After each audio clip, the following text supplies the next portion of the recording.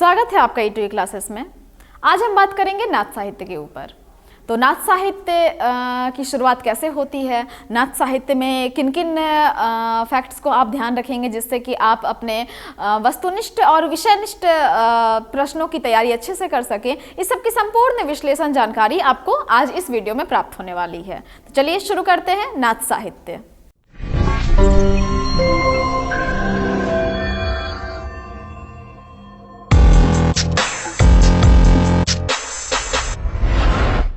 सबसे पहले आपको एक सामान्य परिचय जानना आवश्यक है कि नाथ साहित्य निकला कहाँ से, उसकी उत्पत्ति कहाँ से होती है, उद्भव गाथा क्या है।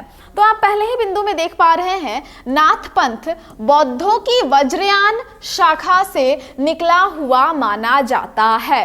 बौद्धों की वज्रयान शाखा, आपको यह ज्ञात होगा, आप हमारे वीडियो में देख सकते हैं कि मैंने बतलाया भी है आपको कि जब हिंदी साहित्य में सिद्धनाथ जैन पहले आरंभिक काल में प्राप्त होता है साहित्य, तो एक बार फिर से आपको बता देती हूँ कि जो बौद्ध धर्म था वो दो भागों में विभाजित हुआ, हीनयान और महायान।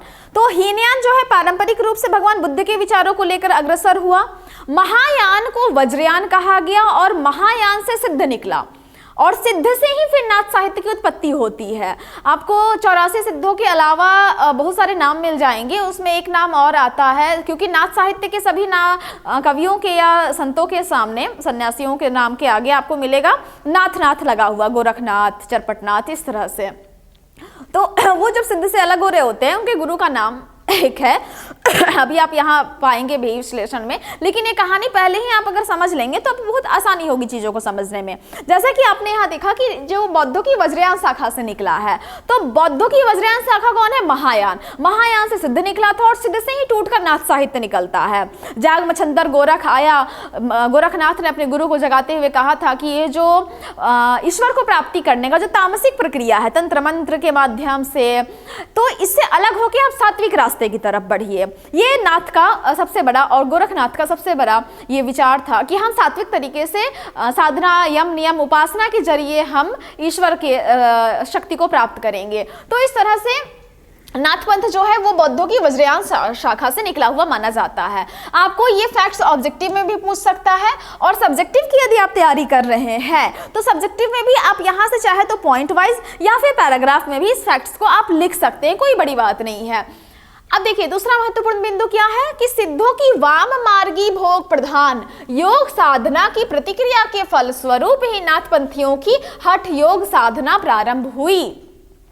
यानी कि सिद्धों की जो प्रतिक्रियाएं थी वो वाम मार्गी हो गई थी, यानी तंत्र मंत्र, श्मशान क्रिया, स्त्रियों का संभोग, ये सब तामसिक प्रक्रियाओं के माध्यम से वो एक शक्ति प्राप्त करना चाहते थे जो लोगों के बीच में चमत्कार तो करती, उनके अनुयायी बहुत सारे बनते, फॉलोअर्स बहुत बनते कि अरे ये बाबा जादू करते हैं, ये चमत्कार करते हैं, रोग ठीक कर देते हैं, लेकिन ये एक तरह से कह सकते हैं कि क्षणिक शक्तियां रहती थी। कभी भी आध्यात्मिक जगत में तांत्रिक क्रियाओं के माध्यम से क्षण भर के लिए अर्जित की गई शक्तियां कभी भी स्थायी नहीं रही हैं। तो इसी से प्रेरित होकर, इसी विचार से प्रेरित होकर नाथ में गोरखनाथ जब आते हैं तो वो अलग करते हैं अपने आप को, अपनी साधना पद्धति को अलग करते हैं और सिद्धों की साधना पद्धति यही रहती है, श्मशान में क्रियाएं करना। अब यहाँ एक बात मैं और स्पष्ट कर दूं कि तंत्र का मतलब काला जादू से नहीं होता है तात्पर्य। तंत्र का मतलब होता है टेक्नोलॉजी। आज हम जिसे टेक्नोलॉजी या तकनीक कहते हैं, उस जमाने में वैदिक युग में उसे तंत्र कहा जाता था। तंत्र अर्थात जो चीज जहां होनी चाहिए उस ऊर्जा को एक्टिवेट करने के लिए आप उसे वहीं रखेंगे। तो इस तरह से नकारात्मक ऊर्जा भी है और सकारात्मक ऊर्जा भी है। तो जब नकारात्मक ऊर्जा को एक्टिवेट करते हैं तो उसकी प्रक्रिया, उसके मायने अलग होते हैं, सकारात्मक को एक्टिव करने के लिए अलग प्रक्रियाएं होती हैं। तो ये लोग नेगेटिव वे में नकारात्मक ऊर्जा को केंद्र में लाकर अपना मनचाहा काम करवाते थे। आपने फिल्मों में देखा होगा, इस तरह की कहानियां बहुत मिलती हैं। तो सिद्धों की जो साधना पद्धति थी वो इस तरह से थी। तो यहाँ से वाम मार्गी प्रक्रिया से अलग होता है नाथ साहित्य। नाथों की संख्या कितनी है? 9 मानी जाती है। कभी भी ऑब्जेक्टिव में ये पूछ सकता है, जब आप सब्जेक्टिव पढ़ रहे हैं तो इसके साथ साथ ऑब्जेक्टिव भी याद करते जाइए। नाथों की संख्या 9 मानी गई है और नाथ साहित्य के आदि आचार्य गोरखनाथ हैं, यानी पहले आचार्य, संस्थापक भी कह सकते हैं, जो भी कहें, पहला नाम गोरखनाथ का आता है। अब आप देखिए, गोरखनाथ ने पतंजलि के उच्च लक्ष्य उच्च लक्ष्य ईश्वर प्राप्ति को लेकर हठ योग का प्रवर्तन किया। यानी कि महर्षि पतंजलि ने जब योग साधना के माध्यम से, अब जब हम बात करते हैं पतंजलि ना, तो आज के विद्यार्थियों को समझना ये बहुत आवश्यक है कि वो महर्षि पतंजलि आज के बाबा रामदेव के पतंजलि से अलग है। मतलब अलग क्या है?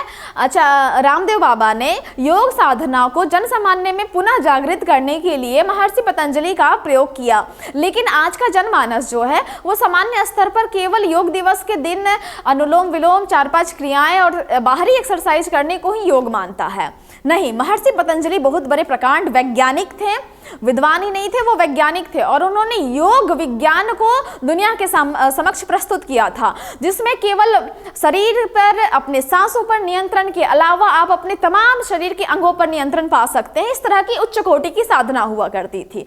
तो जो सात्विक साधना होती है उसमें आप अपने भूख, नींद, अपने इंद्रियों की, ज्ञानेंद्रियों की समस्त चीजों पर आप अपना स्वयं का नियंत्रण रखेंगे, स्वनियंत्रण में आना।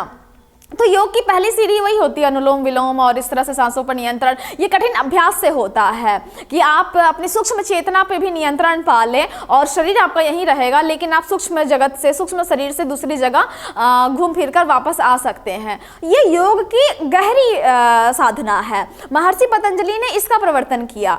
मनुष्य को आज आधुनिक काल में स्वस्थ रखने के लिए बाबा रामदेव ने महर्षि पतंजलि से प्रेरित होकर योग का प्रचलन किया और बतलाया कि आप कम से कम स्वस्थ जीवन जी सकते हैं, आपको कोई व्याधि बीमारी नहीं घेरेगी।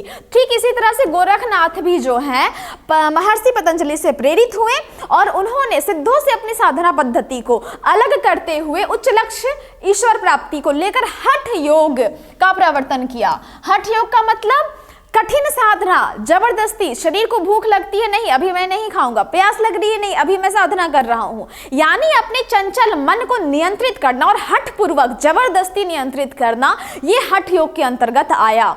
ना कि सहजता से वो सिद्धों की तरह उन्होंने तंत्र क्रियाएं की और शक्तियां अर्जित कर ली, ऐसा नहीं। इन्होंने अपनी इंद्रियों पे अपना वर्चस्व स्थापित किया, इंद्रियों को नियंत्रित किया, चंचल मन को भटकने से रोका। इस तरह से उन्होंने कठिन हठ योग साधना को प्रस्तुत किया था। ये बारीक अंतर है, स्पष्ट समझिएगा। गोरखनाथ के गुरु का नाम क्या है? मत्स्येंद्रनाथ, मच्छंदरनाथ, मीननाथ, अवलोकितेश्वर तथा विष्णु शर्मा। अब ये जितने भी नाम है ना, ये एक ही व्यक्ति के नाम है। गुरु के रूप में इनके जितने भी नाम हमें प्राप्त होते हैं, जैसे कि ये सब इनके अलग अलग नाम, एक ही व्यक्ति के अलग अलग नाम है। कोई ने मत्स्येंद्रनाथ कहता है, कोई मच्छंदरनाथ कहता है। ये दो नाम विशेष तौर पे प्रचलित हैं, लेकिन आप अपने जब सब्जेक्टिव आंसर में ये लिखेंगे कि इनके गुरु के इतने सारे नाम थे, तो कम से कम एक नाम देने वाले से अधिक नाम देने वाले की कॉपी तो अच्छी ही होगी। आपको वो काम बहुत बेहतर ढंग से करना है। तो इनके गुरु का जो वास्तविक नाम था वो विष्णु शर्मा था, लेकिन वो प्रचलित थे मत्स्येंद्रनाथ और मच्छंदरनाथ के नाम से। कोई मीननाथ भी कहता था, अवलोकितेश्वर भी कहता था। तो इस तरह गोरखनाथ ने हठ योग मार्ग का प्रवर्तन किया।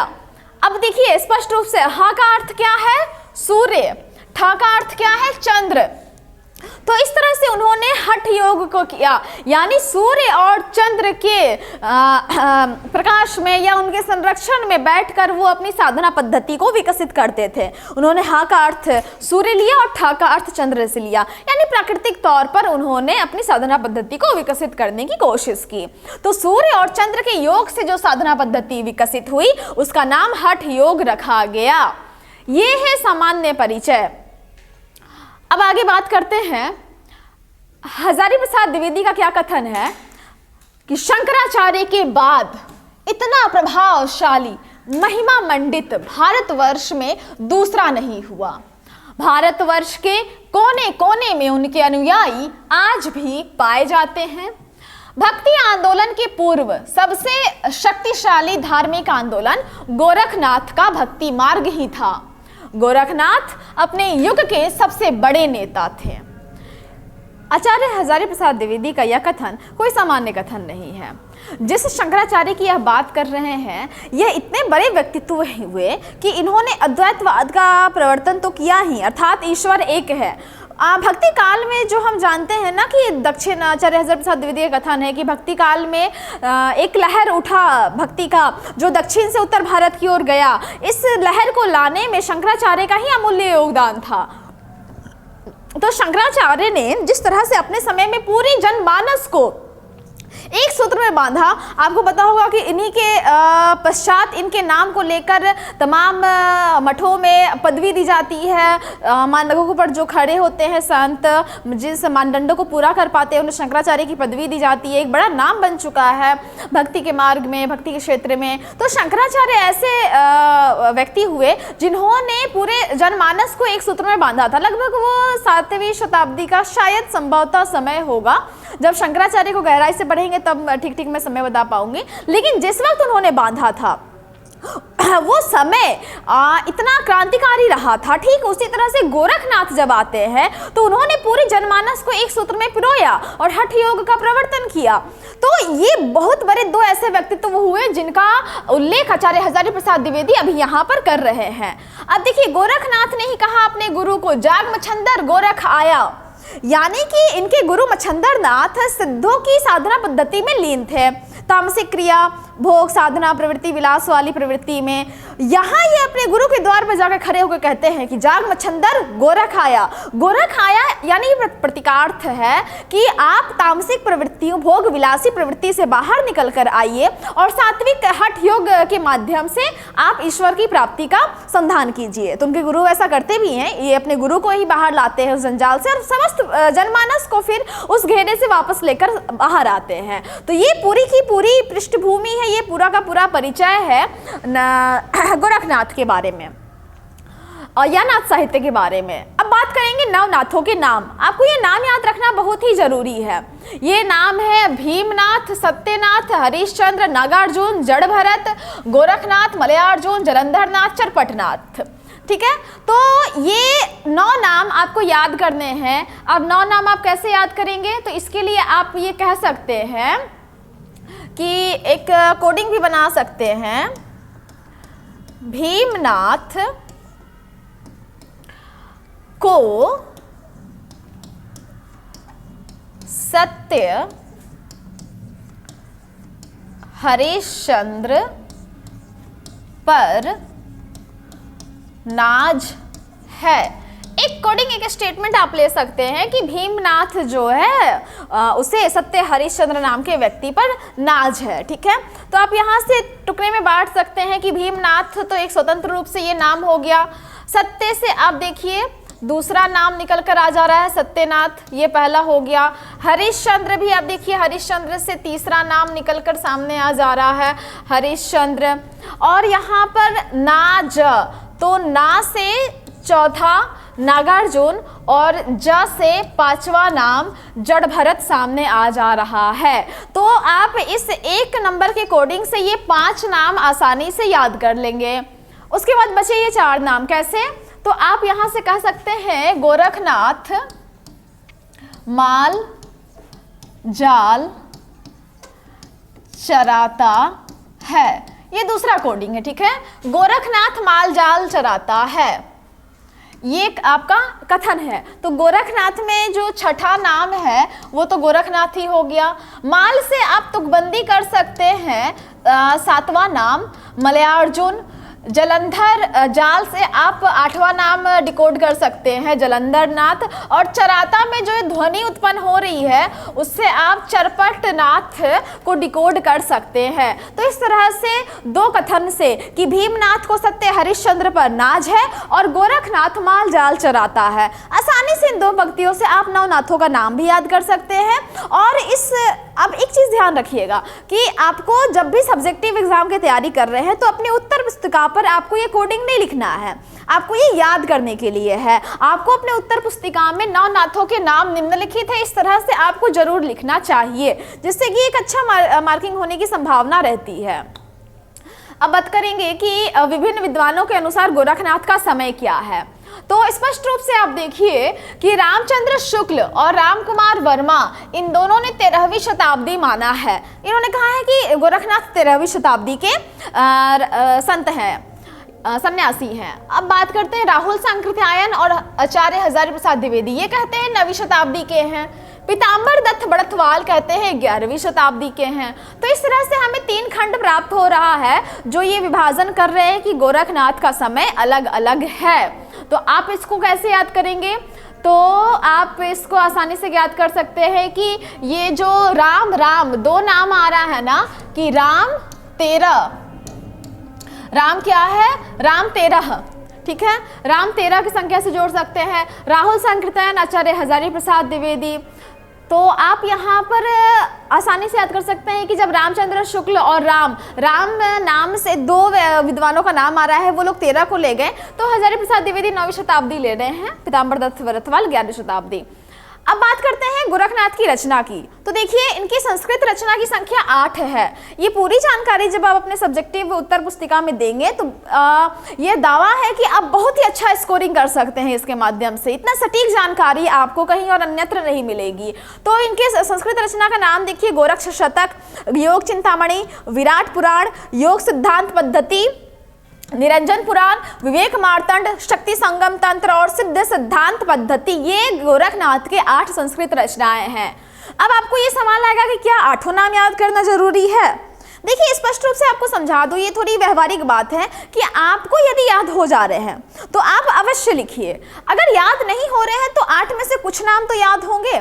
जब आप किसी एग्जाम की तैयारी कर रहे हैं, अगर ऑब्जेक्टिव मोड में नहीं है और सब्जेक्टिव है, तो आप कम से कम 4 नाम लिख लें जो आसानी से याद हो जाए। मैं आपको पूरा ब्यौरा दे रही हूँ। आपके मन में ये दुविधा उठेगी क्या पूरा करे नहीं करे, वो आपकी ग्रहण करने की शक्ति पर निर्भर करता है। लेकिन फिर भी मैं कहूँगी कि अगर आप पूरा लिखेंगे तो स्कोरिंग आपको लाजवाब मिलने वाला है। अब बात करते हैं हिंदी रचना के बारे में। गोरखनाथ की हिंदी रचना की संख्या 14 है।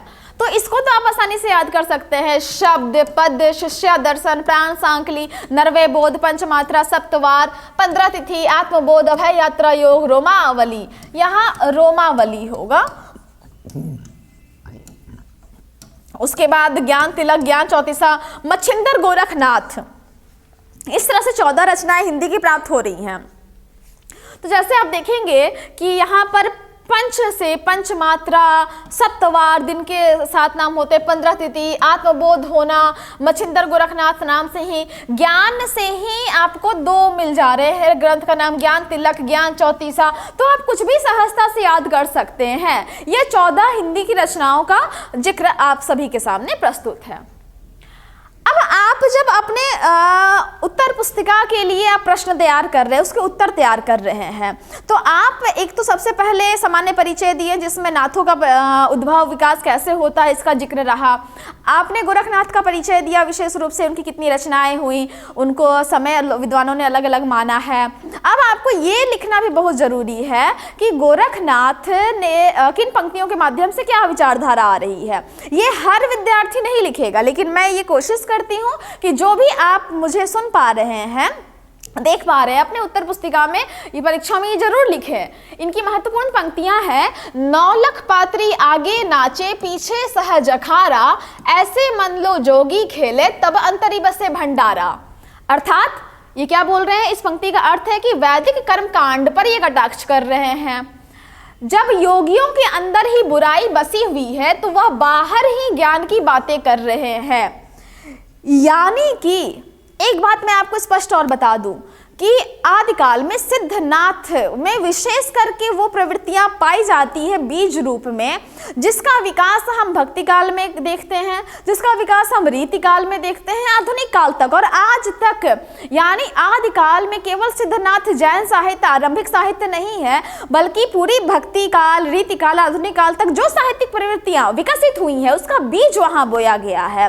तो जैसे कबीर में आप देखते हैं कि वो योगियों की निंदा कर रहे हैं, जो वो बात करते हैं बाहडंबर पे विरोध, जैसे वो कहते हैं कि मन न रंगाए रंगाए जोगी कपड़ा, दाढ़ी बढ़ाए जोगी हो गए ले बकरा। तो इस तरह का जब वो ढोंगी साधुओं पे कटाक्ष करते हैं, इसका बीज आपको यहाँ नाथ साहित्य में देखने को मिल रहा है कि 9 लख पात्री आगे नाचे पीछे सहज अखारा। अपने आप को सिद्ध किए जा पड़े हैं, पीछे अखाड़े में पूरे वो मगन है कि कौन श्रेष्ठ है, कौन श्रेष्ठ है। लेकिन ऐसे मन लो जोगी खेले तब अंतरी बसे भंडारा, यानी जब वो अंदर से अपनी बात करेंगे अपने अंतर मन की, तभी तो वो वास्तविक ज्ञान को प्राप्त कर सकते हैं। लेकिन योगियों का क्या है कि वो उनके अंदर ही बुराई बसी हुई है और वह बाहर ज्ञान की बातें करते हैं। इनका दूसरा कथन है, दूसरी पंक्ति, अवधू रहिया हाटे बाटे रूप विरस की छाया, तजिबा काम क्रोध लोभ मोह संसार की माया। इस पंक्ति में क्या कर रहे हैं, साधु की परिभाषा वो दे रहे हैं। साधु को कैसा होना चाहिए, साधु क्या वैसा हो कि विलासी सुख में लगे रहे, नहीं। इस पंक्ति से पता चल रहा है कि साधु का कोई निश्चित निवास स्थान नहीं होता है, वे एक जगह से दूसरी जगह प्रवास करते रहते हैं, घूमते रहते हैं। कभी वो हाट में, कहीं रास्ते में, कहीं धूप में, कभी छांव में, कभी वर्षा में, अपने अंदर के काम क्रोध लोभ मोह और संसार की माया को त्याग करके वह साधना के मार्ग पर निकल पड़ते हैं। और ऐसे ही होने चाहिए साधुओं की प्रवृत्ति। तो जैसा कि कबीर ने भी कहा है अपने समय में कि साधु कैसा होना चाहिए, तो और गुरु कैसा होना चाहिए, ये सब कुछ जानकारी आपको यहाँ नाथ साहित्य में बीज रूप में मिलेगी ही। कबीर ने भी इस चीज को चित्रित किया है, नाथ में गोरखनाथ और सिद्धि भी ये करते हैं। तो इस तरह से आप बहुत सहजता से इन पंक्तियों को याद कर सकते हैं। आगे बात करते हैं नाथ साहित्य पर। यहाँ पर संपूर्ण चर्चा तो हो गई। आपको इतनी जानकारी के पश्चात बहुत ही सहजता से आप नाथ साहित्य के ऊपर एक स्वतंत्र उत्तर बनाने में समर्थ होंगे। इसके बाद आपकी चर्चा होगी जैन साहित्य को लेकर। तो अगला वीडियो हमारा जैन साहित्य पर होगा। नाथ साहित्य के बारे में यह रही संपूर्ण चर्चा। मिलते हैं अगले वीडियो में, तब तक के लिए धन्यवाद।